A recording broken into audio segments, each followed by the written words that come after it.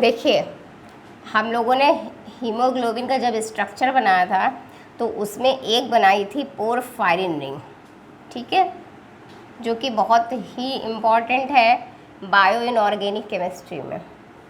ऐसे इसको ऐसे बनाना था, फिर इसको ऐसे जोड़ देते थे, इसको ऐसे करके, ठीक है, फिर डबल बॉन्ड लगा देते थे।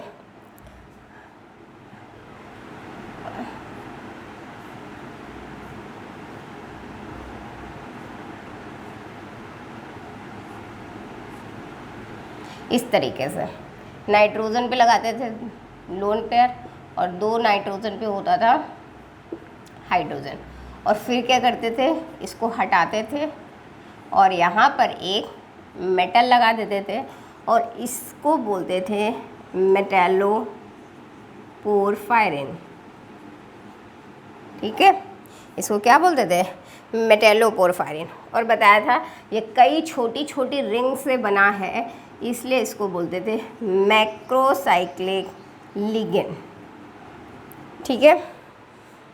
देखिए, एक क्वेश्चन आया हुआ है कि ये वैसे तो ये कौन सा है, ये एरोमेटिक कंपाउंड है। कैसा कंपाउंड है, एरोमेटिक कंपाउंड है। बट एक कभी IIT एग्जाम में क्वेश्चन आया था कि अगर इसमें 4n+2 पाई इलेक्ट्रॉन रूल लगाते हैं तो n की वैल्यू यहाँ पर क्या है, ये क्वेश्चन आया था। अगर यहाँ पर 4n+2 पाई इलेक्ट्रॉन रूल लगाएंगे तो यहाँ पर n की वैल्यू क्या होगी। तो देखिए,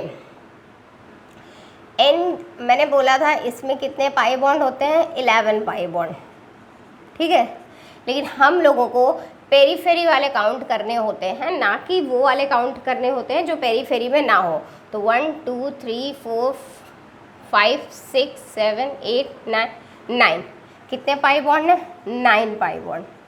इसमें अब आप हकल रूल लगाइए। हकल रूल में 4n+2 pi electron rule. n क्या है, नंबर ऑफ पाई बॉन्ड है, तो n number of pi electron है। Excuse me, I am forgetting something. नहीं, हाँ ठीक है। 4n+2 पाई इलेक्ट्रॉन जो होता है ये बराबर होता है नंबर ऑफ पाई इलेक्ट्रॉन के। तो कितने पाई बॉन्ड 9 है और हर पाई बॉन्ड में कितने इलेक्ट्रॉन है, 2, तो टोटल पाई इलेक्ट्रॉन कितने हो गए, 18, ठीक है। तो 4n = 18 + 2 उधर गया माइनस का 2, तो 4n = 16, देन 9 = 4। तो यहाँ पर n की वैल्यू जो आ रही है वो कितनी आ रही है, 4। ये एक क्वेश्चन हो सकता है क्योंकि यहाँ पर जब भी हम एरोमेटिसिटी देखते थे, आप लोगों को मैंने एरोमेटिक कंपाउंड से पढ़ाए थे, उसमें बताया था कि जो भी एरोमेटिक कंपाउंड्स होते हैं वो 4n+2 पाई फॉलो करते हैं, ठीक है। और जो ये टोटल होना चाहिए कितने पाई इलेक्ट्रॉन है उस हिसाब से होना चाहिए। इसके बाद क्या है, लेकिन मैंने बोला था कि सिर्फ पेरीफेरी वाले काउंट करते हैं, अगर कहीं बीच में आ रहा है जो कॉन्जुगेशन में नहीं है उसे हम लोग बोलते थे नॉन हक्कल पाई बॉन्ड, और उसको हम काउंट नहीं करते थे। तो ऐसे ही हमने सिर्फ पेरीफेरी वाले काउंट किए हैं और अंदर वाले पाई बॉन्ड को काउंट नहीं किया है। इस तरीके से n की वैल्यू आ रही है 4। आई थिंक इतना समझ आया होगा। देखिए, मेटेलोप्रोटीन,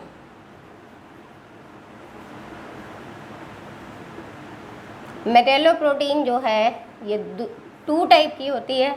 एक होती है हीम प्रोटीन और दूसरी होती है नॉन हीम प्रोटीन, ठीक है। तो हीम प्रोटीन में क्या होता है, पोरफायरिन रिंग होती है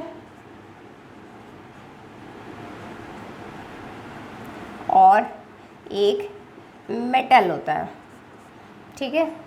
और नॉन हीम प्रोटीन में क्या होता है, मेटल तो होता है बट पोरफायरिन रिंग एब्सेंट होती है, ठीक है।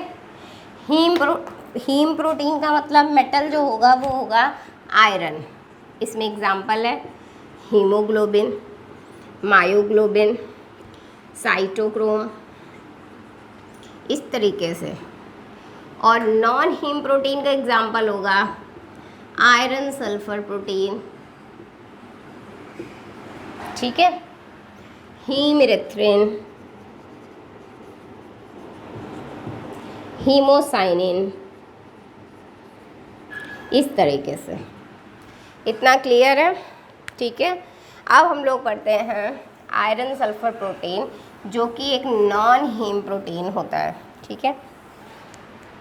एक बेस्ट चीज़ है जो आप लोगों को याद रखना है कि नॉन हीम प्रोटीन जो होते हैं helps in electron transfer.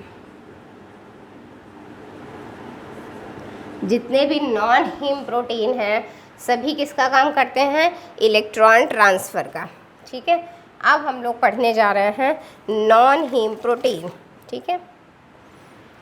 Non heme protein से पहले एक चीज़ की याद आएगी, एक काम पड़ेगा जिस चीज़ का, वो पढ़ लेते हैं सल्फ़र कंपाउंड्स। सल्फ़र, जब हम नॉन हीम प्रोटीन पढ़ेंगे उसमें हम लोग पढ़ेंगे iron sulphur compounds. Iron sulphur compounds क्या करते हैं? हेल्प करते हैं इलेक्ट्रॉन ट्रांसफ़र में, ठीक है। तो इसमें एक होता है आयरन सल्फर प्रोटीन की, जब हम बात करेंगे तो इसमें एक होते हैं लाबाइल सल्फर और दूसरा होता है नॉन लेबाइल सल्फर, ठीक है। जो नॉन लेबाइल सल्फर होता है वो सिस्टीन यूनिट से जुड़ा होता है, वो सिस्टीन वाला सल्फ़र होता है। और लबाइल सल्फ़र जो होता है वो सिस्टीन वाला नहीं होता। लबाइल सल्फ़र को इनऑर्गेनिक सल्फ़र भी बोलते हैं, ठीक है। तो लबाइल सल्फ़र को इनऑर्गेनिक सल्फ़र भी बोलते हैं और नॉन लबाइल सल्फ़र को आएगा सिस्टीन से, ठीक। जो इनऑर्गेनिक सल्फ़र होता है ये can be affected by acid.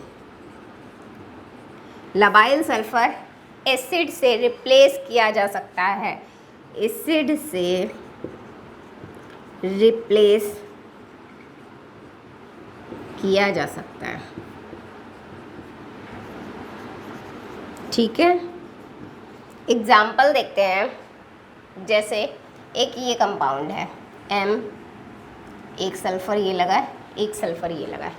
अगर ये सिस्टीन का सल्फ़र है, अगर ये सिस्टीन का सल्फ़र है और आपने एसिड डाल दिया है HCl, तो इस पर कोई भी इफ़ेक्ट नहीं होगा, कुछ भी इस पर प्रभाव नहीं पड़ेगा। लेकिन अगर ये सल्फ़र लबाइल सल्फ़र है, ठीक है, तो ये रिप्लेस हो जाएंगे और यहाँ पर आ जाएगा something is missing, I think. हाँ, मैंने उल्टा बता दिया, SMM। अगर इसमें एसिड डाला जाएगा तो एसिड क्या काम करेगा? इस लबाइल सल्फ़र को रिप्लेस कर देगा और ये इस तरीके से बन जाएगा। और क्या बन गया? H2S। तो इतना याद रखिएगा कि इफ़ लबाइल सल्फ़र है, ठीक है, तो उसमें HCl डालने पर मेटल हटा के H लगा दीजिएगा, सल्फ़र हट जाएगा, अटैच हो जाएगा हाइड्रोजन से। और अगर नॉन लबाइल सल्फ़र है, सिस्टीन वाला, तो उस पर कोई भी प्रभाव नहीं पड़ेगा। इतना समझ में आ रहा है या नहीं? सिस्टीन वाला सल्फ़र नॉन लबाइल सल्फ़र है, ठीक है। देखते हैं आगे, नेक्स्ट पढ़ रहे हैं आयरन सल्फ़र प्रोटीन। अब पढ़ते हैं हम लोग आयरन सल्फ़र प्रोटीन, ठीक है। आयरन सल्फ़र प्रोटीन जो होते हैं, थोड़ा सा याद रखिएगा, ये है नॉन हीम प्रोटीन। कैसे प्रोटीन है? ये है non heme protein. Iron sulphur protein जो होंगे ये नॉन हीम प्रोटीन होंगे। नॉन हीम प्रोटीन का मतलब क्या है, इसमें पोरफायरिन रिंग एब्सेंट होगी। नॉन हीम प्रोटीन का मतलब इसमें पोरफायरिन रिंग एब्सेंट होगी, बट आयरन जो होगा वो प्रेजेंट होगा। नॉन हीम प्रोटीन का मतलब पोरफायरिन रिंग एब्सेंट होगी, लेकिन आयरन क्या होगा, प्रेजेंट होगा। ठीक है, आयरन सल्फर प्रोटीन जो है ये रिस्पॉन्सिबल है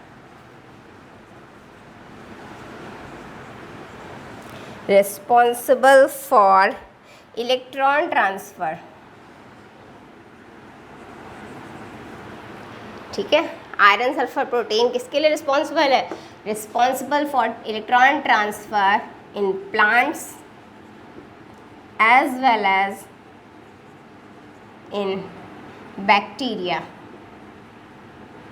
ठीक है, तो आयरन सल्फर प्रोटीन क्या है, नॉन हीम प्रोटीन है। नॉन हीम प्रोटीन का मतलब क्या है, उसमें पोरफायरिन रिंग नहीं होगी। ये किसका काम कर, इसमें क्या प्रेजेंट होगा, मेटल प्रेजेंट होगी, जो कि होगी आयरन। और नॉन हीम प्रोटीन या आयरन सल्फर प्रोटीन रिस्पॉन्सिबल होता है for electron transfer in plants plants and bacteria में। ठीक है, आयरन सल्फर प्रोटीन जो होते हैं ये have low molar mass comparative.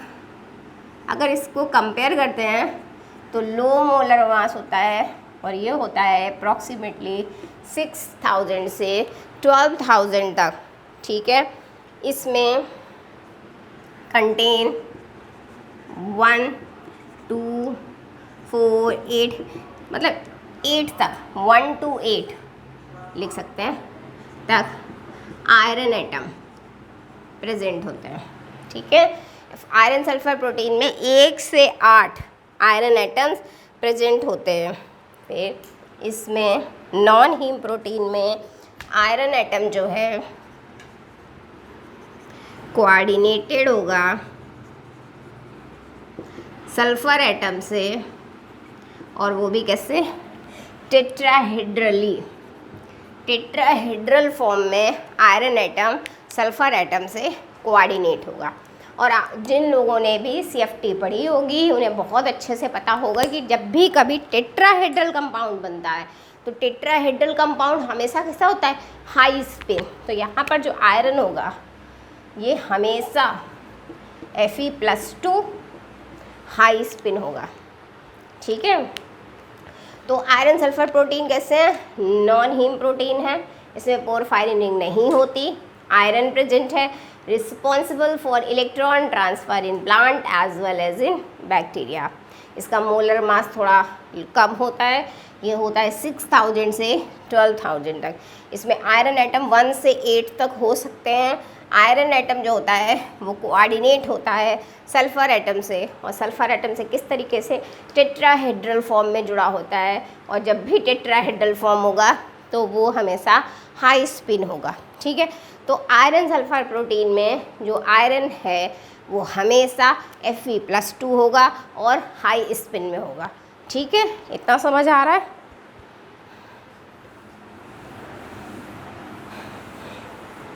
एक जो मोस्ट इम्पॉर्टेंट पॉइंट है वो याद रखिएगा कि ये सिंगल इलेक्ट्रॉन ट्रांसफ़र एजेंट है।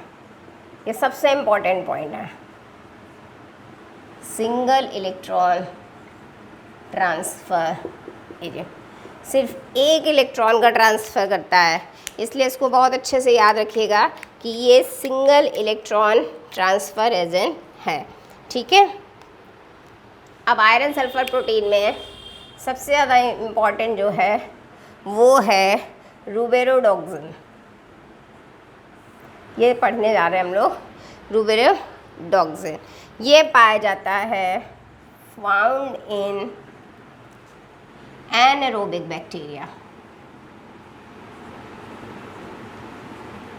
ये पाया जाता है एनारोबिक बैक्टीरिया में, where it participate in biological reaction,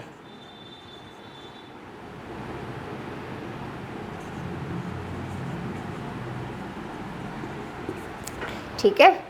रिबोरोटॉक्सिन कैसे पाया जाता है? एनारोबिक बैक्टीरिया में पाया जाता है, जो कि बायोलॉजिकल रिडॉक्स रिएक्शन में हेल्प करता है, ठीक है। ये भी कैसा है? इट इज़ सिंपलेस्ट, ये थोड़ा याद रखिएगा, सबसे ज़्यादा सिंपल है। It is simplest non heme iron protein. Iron तो होगा लेकिन पोरफायरिन रिंग नहीं होगी। ये सबसे ज़्यादा सिंपल नॉन हीम प्रोटीन है, इसे बोलते हैं हम क्या बोलते हैं, सॉरी, आयरन सल्फर प्रोटीन या रुब्रोडॉक्सिन। इसमें जो आयरन एटम है ये कोऑर्डिनेटेड होता है टू 4 सल्फर एटम्स, वो भी कैसे? In the form of tetrahedral. ये टेट्राहेड्रली 4 सल्फर एटम से कोऑर्डिनेट होता है आयरन एटम, ठीक है। नेक्स्ट देखिए, रुब्रोडॉक्सिन का फॉर्मूला होता है F1S0। यहाँ पर जितने भी S होंगे, ये वाले S नंबर ऑफ लबाइल सल्फर को डिनोट करेंगे। इसका मतलब ये है कि इसमें कितने लबाइल सल्फर है। Fe1S0 नंबर ऑफ S जो होगा ये डिफाइन करेगा कि आपके पास कितने लबाइल सल्फर हैं। तो रुब्रोडॉक्सिन का फॉर्मूला है Fe1S0, मतलब इसमें एक भी लबाइल सल्फर नहीं है, सभी के सभी नॉन लबाइल सल्फर हैं, ठीक है। तो और ये भी मैंने बोला कि ये होता है in the form of tetrahedral, तो इससे जुड़ा होता है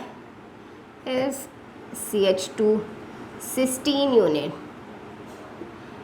ऐसे इधर भी SCH2 cysteine, SCH2 cysteine, SCH2, ठीक है। यहाँ पर आयरन देखिए 4 चीज़ों से जुड़ा हुआ है।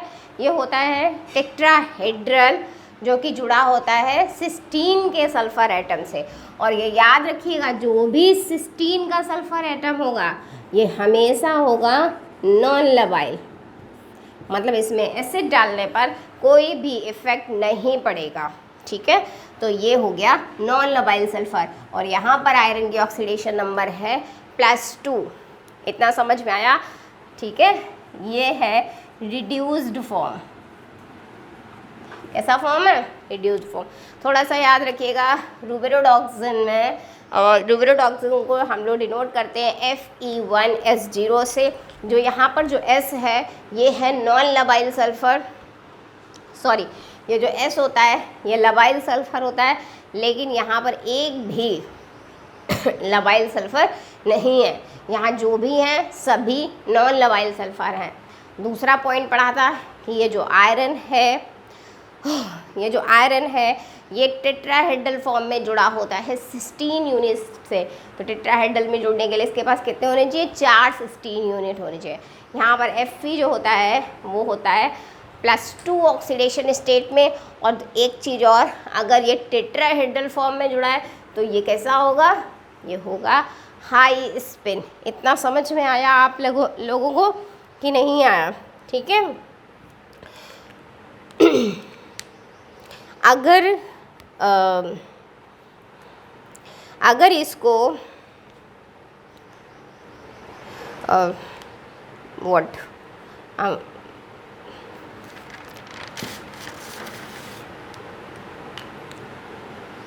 एक्चुअली ये रिड्यूस्ड फॉर्म है। अगर ऑक्सीडाइज्ड फॉर्म होगा, ऑक्सीडाइज्ड फॉर्म में Fe जो होगा वो होगा +3 में, और रिड्यूस्ड फॉर्म में Fe जो होगा वो होगा +2 में। ठीक है। यहाँ पर कितने Fe है? एक Fe है। तो देखिए, अगर ऑक्सीडाइज्ड फॉर्म में तो +3, ठीक है। +3 का मतलब कितना होगा? D5, 1 2 3 4 5, 5 के पाँचों इलेक्ट्रॉन कैसे हैं? अनपेयर्ड हैं। 5 अनपेयर्ड इलेक्ट्रॉन, 5 अनपेयर्ड इलेक्ट्रॉन। और पता है अगर एक भी अनपेयर्ड इलेक्ट्रॉन होता है तो वो क्या होता है? ESR inactive, sorry ESR active, थोड़ा सा अपोजिट है। अगर अनपेयर्ड इलेक्ट्रॉन है तो ESR एक्टिव होगा। और वैसे भी मैं जब भी ESR पढ़ाऊंगी कभी, ESR तभी एक्टिव होगा जब उस पर कोई भी अनपेयर्ड इलेक्ट्रॉन प्रेजेंट हो। तो यहाँ पर अनपेयर्ड 5 अनपेयर्ड इलेक्ट्रॉन हैं, इसलिए ये क्या है? ESR active. ये इसकी ऑक्सीडाइज्ड फॉर्म है। और अगर इसको रिड्यूस कर देंगे तो रिड्यूस करने में ये बनेगा Fe+2, ठीक है। +2 का मतलब D6, इसके पास कितने इलेक्ट्रॉन होंगे? 6। अभी भी इसके पास 4 अनपेयर्ड इलेक्ट्रॉन है, तो ये भी क्या है? ESR सॉरी एक्टिव, ऐसा है ESR एक्टिव। इतना समझ में आया? ठीक है। 5 अनपेयर्ड इलेक्ट्रॉन है इसमें, ये इसलिए ESR एक्टिव है। ऑक्सीडाइज्ड फॉर्म में, रिड्यूस्ड फॉर्म में भी 4 अनपेयर्ड इलेक्ट्रॉन है, तो ये एक्टिव है ESR। इतने में किसी को कोई प्रॉब्लम है? ऑक्सीडाइज्ड फॉर्म में Fe जो होगा वो एग्जिस्ट करेगा +3 में, और रिड्यूस्ड फॉर्म में Fe+2 में एग्जिस्ट करेगा, ठीक है। इतने में किसी को कोई प्रॉब्लम? तो आज की क्लास यहीं ख़त्म करते हैं। नेक्स्ट क्लास आएगी उसके आगे और फिर ऑक्सीजन पढ़ाया जाएगा, ठीक है। Thank you.